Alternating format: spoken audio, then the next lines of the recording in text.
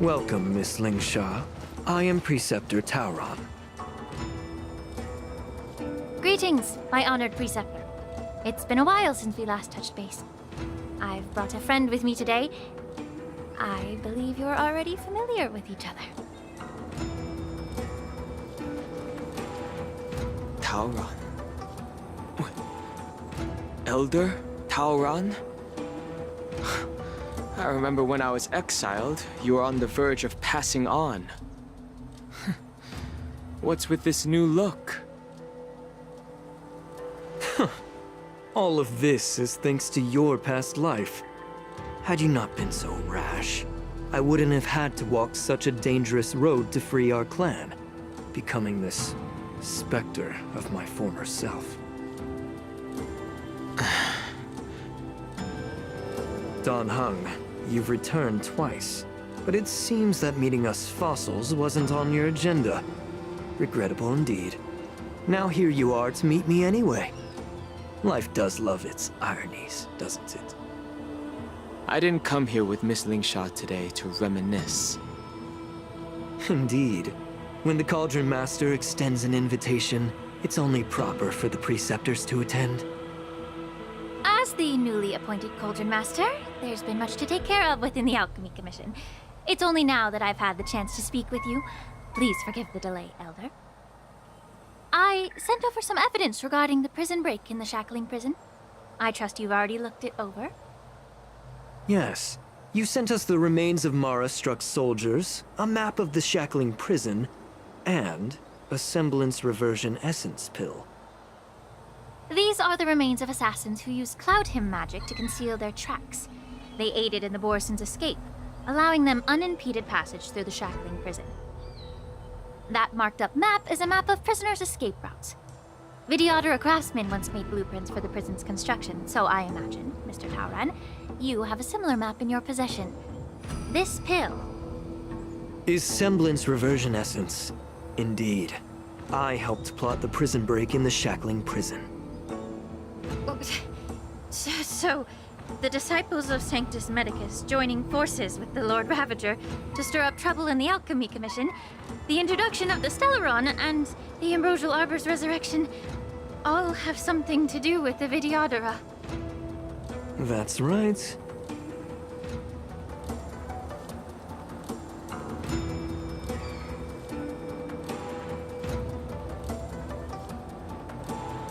Are you surprised? After all, both of you were sent here by the Seat of Divine Foresight as messengers to hear my confession, weren't you? Ever since the sedition of Imbibitor Lunae, the population of the Vidyadhara has dwindled. With the High Elder exiled, a few of us Preceptors had to do what we could to turn the tide. My methods might have been drastic, perhaps even incomprehensible. But it was all for one cause. The survival of the Vidyadhara. Yet, the Xianzhou natives zealously forbid any plague marks and did nothing while the Vidyadhara suffered.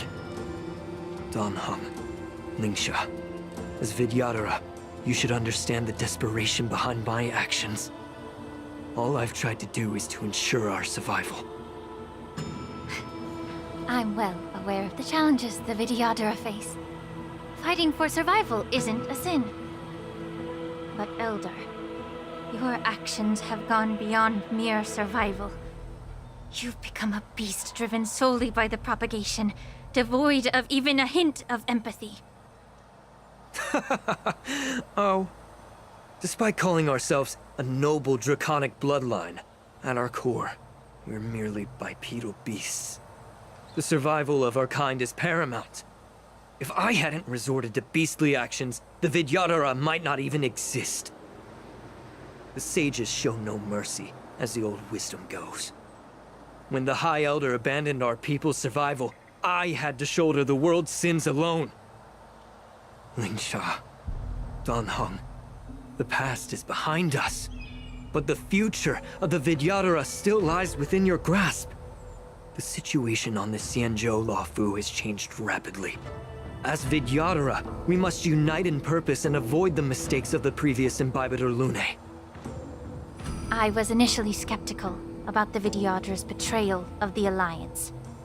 But after hearing your confession, I realized that there is no point in talking about trust. Breaking the covenant of our alliance will bring war upon the Vidyadhara. Even if we are able to have offspring again, what difference will it make? Once my plan succeeds, the Alliance will see the Vidyadhara as their saviors, because both parties ultimately share the same interests. So now that survival won't convince us, you want to talk about interests? For 1,000 years, the Alliance has been engaged in brutal warfare against the denizens of abundance. Yet victory has remained beyond reach. Have you ever wondered why? Should the Alliance emerge victorious, they will inevitably become the next denizens of abundance. However, if they suffer defeat, the Alliance will face extinction. Thus, the Alliance has deceitfully upheld this precarious balance. However, I have a way to escape from this dilemma. The Alliance's path to salvation lies within the secret of dragon transmutation.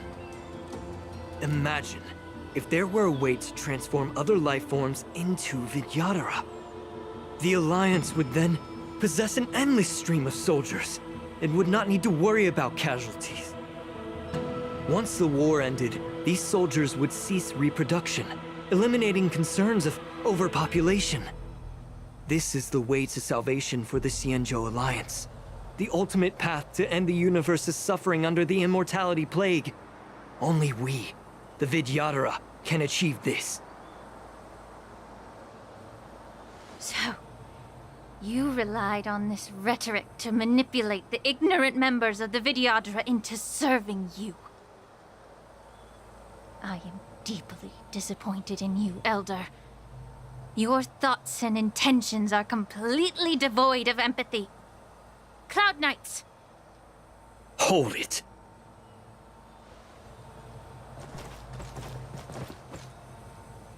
Miss Bailu! Mr. Danheng and Sister Lingsha! Everyone's here? You think I don't know why you're really here? Jing Yuan sent you here to test me, didn't he? According to the oath between the Alliance and the Vidyadhara, it's forbidden to spill Vidyadhara blood on their own territory. Are you all ready to violate this oath in the presence of the Lawfu's High Elder? Dragon Lady, there's no need to panic. Elder, the Vidyadhara's sacred grounds and the High Elder are not to be used as pawns in exchange for your life. You talk a big game. As if you have the nation and the people's best interests at heart. But when it really matters, you use a small girl as your shield. It's ridiculously pitiful. I've said it before. Survival is never a sin. We are all Vidyadhara, so you should understand my intentions. And as a Vidyadhara, I will leave for you a dignified solution. Leave the Scale Gorge waterscape immediately, and appeal to the top echelons of the Alliance. Let the 6 charioteers hold a trial, and sentence me to exuviation and rebirth. I see right through your plans, Mr. Taoran. Vidyadhara rebirth erases past crimes, but I'm well aware of the Preceptor's dirty tricks during rebirth. You might not be you, but you will still be you. I won't forgive myself for past sins under the pretext of knowing nothing, nor will I allow you to evade accountability. Dan Heng, I've always disliked your inability to see the bigger picture. Rebirth hasn't changed you one bit. Miss Bailu, as High Elder of the Lawfu Vidyadhara, please share your thoughts at this moment. I don't want to stay here. I'm tired of being pushed around. I'm not some puppet to be controlled. Please, take me you. I understand. As the oath dictates, members of the Alliance are forbidden from harming Vidyadhara here. But I've long since severed ties with the Alliance. Right now, I'm simply a nameless, free to come and go as I please.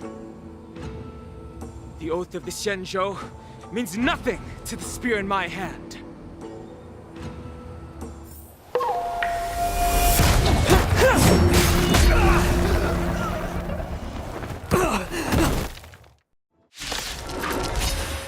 Get them!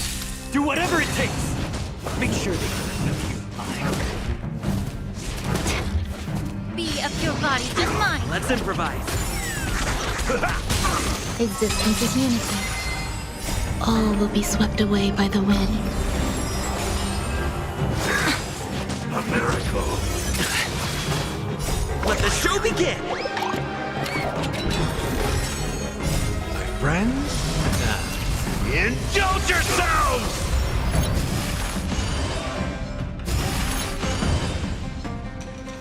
It ain't over. Dreams do come true. Yeah. Everything in this world is bleeding.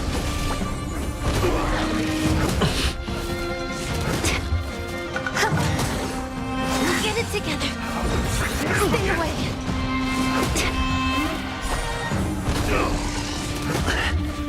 Let's improvise. Let the show begin! Time to cleanse the filth.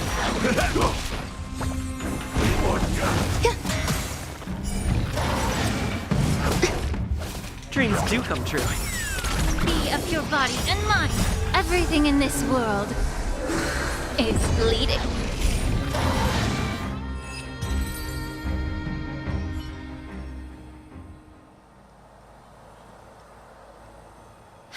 Dragon Lady, are you all right? I'm fine. Thank you for rescuing me.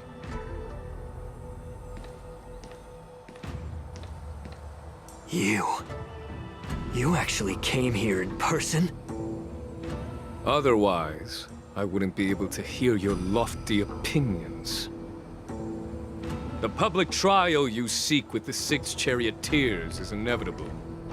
In addition, I'll write to the sage queller of the Feng Hu. With her hatred for evil, I'm sure she will make a just decision. If it's her, she will earn the respect and assent of all the Vidyadhara on the Lafu.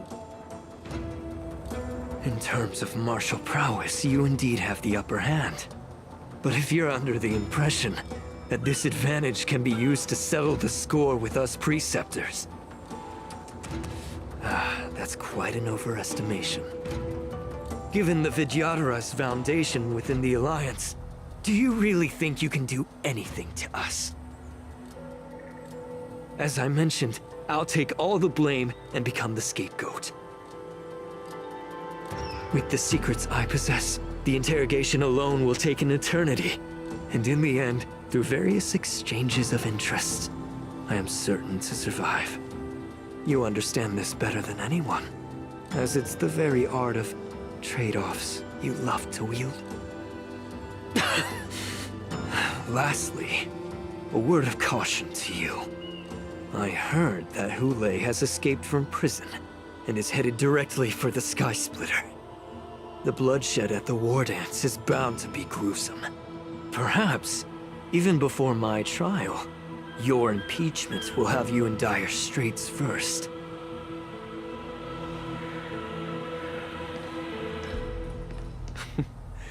Regrettably, Mr. Taoran, the Sky Splitter only hosted Cloud Knights today. No audience.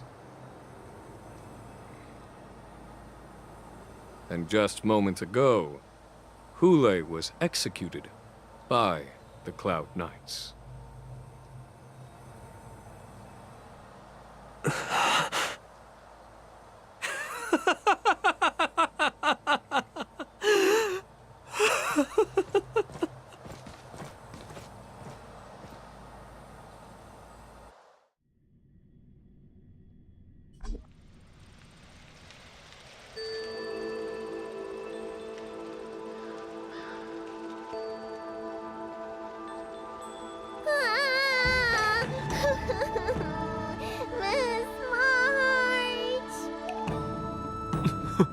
Miss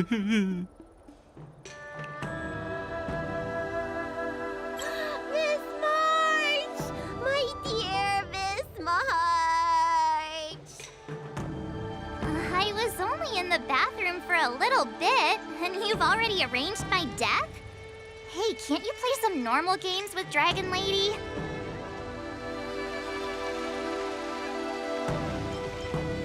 Are you amused? All right, enough playing. It's time to visit my masters. The infirmary is right over there. You can go by yourselves. Oh, come back and visit me when you have time. Next time, let's not play overly realistic make-believe with this doofus, okay? Well, there's not much I could do. General Fei Xiao didn't really give me any chance to shine during this wolf hunt operation. If I had been in the ring, I could have knocked down 10 Hulays with just one strike. You sound exactly like Master Yenqing. But for now, both he and Yun Li have been forced to go to the Alchemy Commission for some well-needed rest. I'm the least accomplished in swordplay, but I came out unscathed. I really ought to thank my masters for taking all the blows on my behalf.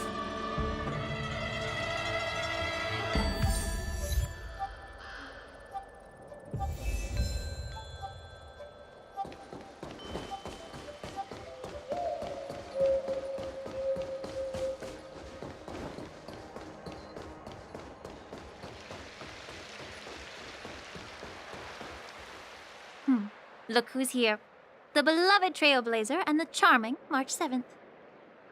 You came to the Alchemy Commission today. Oh, I get it. You are here with March to visit her masters, aren't you? Exactly. How are my masters doing at the moment? Unfortunately, only one master is here. I'm doing fine. I'm just following the doctor's advice. Miss Bailu said I could take a stroll, so here I am. Your Master Yenqing wasn't as lucky. He's probably still in bed. Considering the intense battle with Hulei, and then with General Fei Xiao, the rigorous sparring session with her. His small body couldn't take it anymore. Master Yun Li, didn't you also engage in combat? The little babies from the Luofu just don't have the resilience that us kids from the Zhuming have. I heard from Modza about the tough battle against the wolf troopers. You fought alongside Modza. Did you get hurt?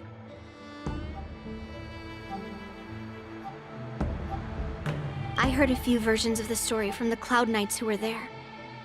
The number of wolf troopers went from a few dozen to thousands. And the number keeps rising. It's becoming more absurd by the minute. Yun Li, go and lie down. Got it, Lingsha. What about that smiley fox healer and the guy with the hood? Thank goodness you and the others found Yao Cho. He lost a lot of blood and needs to rest properly. He and Maoza are seriously wounded. I've had to forcibly confine them to the Alchemy Commission. All three from the Yaoqing are critically injured. But fortunately, the Xianzhou Laofu has a miraculous healer lady. It's a silver lining in this misfortune. It looks like the entire delegation from the Xianzhou Yaoqing is gathered at the Alchemy Commission. Why don't we go see General Fei Xiao and bring her some fruit? I would normally say no, because they need to rest. But alas, what can you do when the two of them have a leader who's just as restless? General Fei Xiao just slipped out of the recovery room. She thinks she's so sneaky, but I know everything that happens in the Alchemy Commission. If you're looking to meet her, the luminescent depths might be your best bet. I spotted her heading that way earlier. The sound of those footsteps. They must belong to General Fei Xiao. Out and about, despite the doctor's orders. What a coincidence. Someone else who refuses to listen to the doctor's orders. Well, being a doctor myself, I don't think my knowledge of my own body is inferior to the Dragon Lady's. The healer does not heal himself. Don't try to act tough in front of me. I'm sorry, Zhao Cho. I didn't expect you to use poison that way. What a miscalculation. If only I'd found you sooner. If only I hadn't sent you to the shackling prison. The way you're speaking, is this really the Fei Xiao I know? Or could it be a Borisin assassin, imitating your voice to take my life?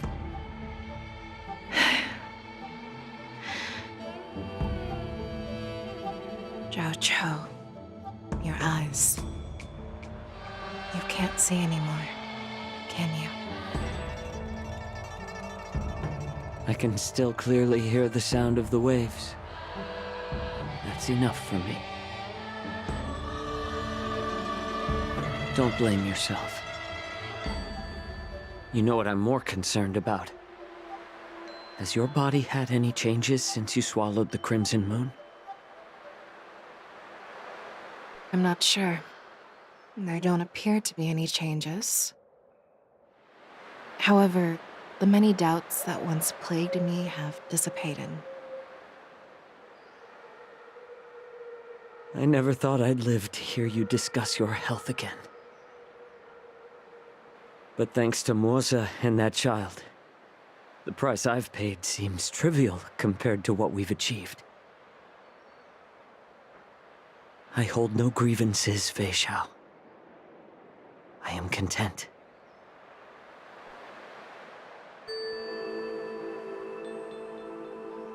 I don't know how to offer words of comfort, nor do I know much about curing others' ailments. I am just a warrior, so my pledge to you is simple. An eye for an eye. So you were here too. In this vast universe, there's bound to be someone who can heal your eyes. I'll find them. But until then... The threat behind all this chaos needs to be dealt with. You must already have some ideas. Let them out. The resurgence of the Sanctus Medicus and the gathering of the Borisin are merely distractions orchestrated by an unseen force, meant to divide the Alliance's attention. Unfortunately, they picked the wrong fight this time. Once we return to the Yaoqing, I'll personally lead the Verdant Knights into battle. I vow to take down a Lord Ravager and teach the Ruined Legion the true meaning of the hunt.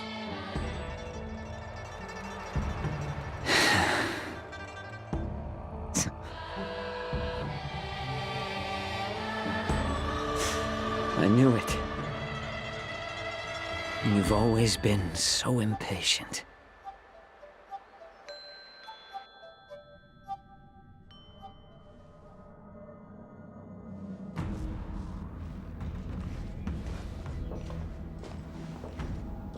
I apologize for my tardiness once again. The Alchemy Commission detained me for some time for a health examination. They released me only after ensuring I was in good condition. Oh, General, seeing you safe and sound puts our minds at ease. Ulay's escape caused significant upheaval and forced the war dance to be put on hold. A truly unforeseen disaster. Fortunately, the younger generation showed their valor. They bravely tackled the crisis, putting an end to the disaster and providing a glimmer of hope in a dire situation. Before Master Diviner Fu Xuan's departure for the Yutre, I consulted with her about the war dance. She left a note stating, The hexagram oscillates between thunder and heaven, a sign of great power, assuring us that we would successfully navigate any challenges. She advised me to trust the younger generation's abilities and let them lead. Her predictions, it appears, have come true. It's just... the Xianzhou Luofu's long-standing duty of keeping Hule imprisoned ended with his death on the Sky Splitter. This event is likely to bring much criticism from the Alliance's upper ranks. However, Hule's demise might actually be a blessing in disguise. Broadcasting this news could derail the Borison's resurgence and quash the ambitions of those who wish to take advantage of his return. Hand over Hule's remains to the Xianzhou Yaoqing, and I'll handle the explanations to the Alliance. But what about the war dance? While the Wolf Hunt mission was a success, the events on the Sky Splitter remain a secret. However, the news of the Borison's attacks on the streets will spread like wildfire. The war dance was interrupted, so it must be reconvened. As for the people who witnessed the attacks, beyond placating them, we also need to show them the Xianzhou Cloud Knight's fearless dedication. On the war dance's opening day, Rogue Borison attempted to stir up panic, but was swiftly neutralized by the Merlin's Claw and the Cloud Knights. A genuine tale of heroism that will captivate and calm the public.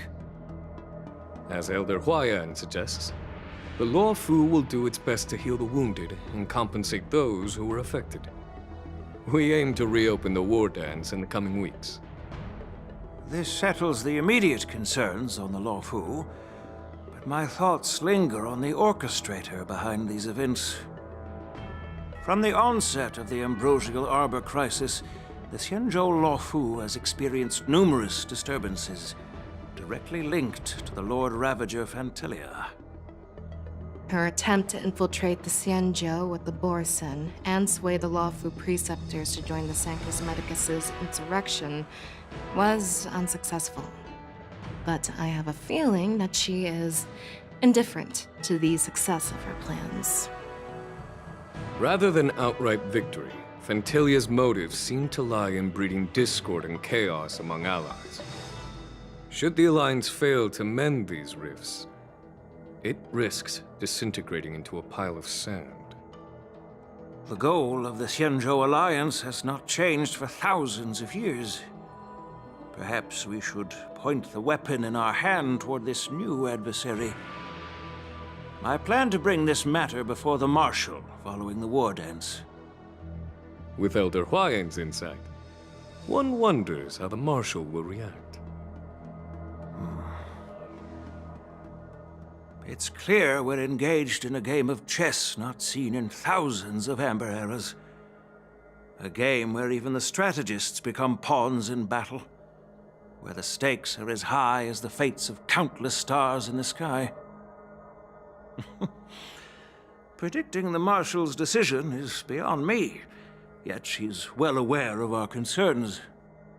She has tasked General Yao Guang with performing extrapolations day and night to gauge the situation comprehensively. We gathered today not just to tackle the Luofu's predicaments, but also to address a matter requiring our collective presence. Yao Guang has sent a message from the Xianzhou Yuchui, informing us that she wishes to share the results of recent calculations she made within the Matrix.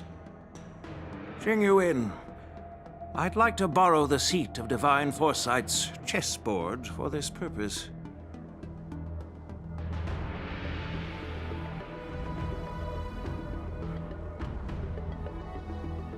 Hello, everyone.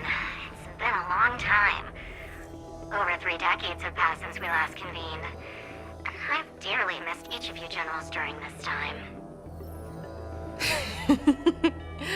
Was the Seer strategist thinking of us, or thinking of the fates we're destined for? The Merlin's Claw. As blunt as always. Though, not everyone's cup of tea, huh? You once told Jing Yuan, "You're lucky that I'm the one who came this time. If it were the seer strategist, this conversation might not be so friendly." I'm intrigued. Did the conversation really come to pass? I've never heard anyone mention that the Decalite reflection barrier could eavesdrop on even the quietest whispers. It appears that the Marshals sent not just 2 generals to the Luofu, but an uninvited 3rd guest as well. People have been saying that Mr. Jing Yuan's intellect shines as brightly as the seer strategist's. With the Luofu caught in such strife, the Yuchwei couldn't just stand by and watch. Seer strategist, our time with the Yellow Bell is limited. Let's get straight to the point. All right. Thanks to Mr. Jing Yuan, the interrogation of the 2 prisoners on the Yuchwei has concluded. Mr. Jing Yuan's speculations were correct. Of the crimes they confessed to, planting a Stellaron on the Luofu was a complete fabrication meant to mislead. Their real aim was to secure a meeting with the Marshal to present their Godslayer protocol, a strategy they firmly believe in. And what was this grand strategy proposed by Jing Liu and that traveler? The narrative they painted was vast and difficult to put into words. It all revolves around the coffin of the blonde traveler. To be precise, it's the remnants of the propagation. The remains of the swarm author? More accurately, it's a fragment of the divine body. In the future they depicted, this fragment serves as the final nail, sealing the fate of the plague's author and securing its doom. Before reaching that point, battling the gods necessitates a larger alliance. Hence, they sought out an ally for the Xianzhou. I assume you've all heard of the famed Genius Society member number 81, Ron Mei, haven't you? The Eye of the Yuchwei has just seen this uninvited guest arrive on the Xianzhou Luofu. 3, 2, 1. Right on time. Now, as for the best way to receive our distinguished guest, I'll leave that in your capable hands. Do you remember your name? My name is Ting Yun. I serve as an ambassador of the Whistling Flames Merchant Guild on the Xianzhou Luofu.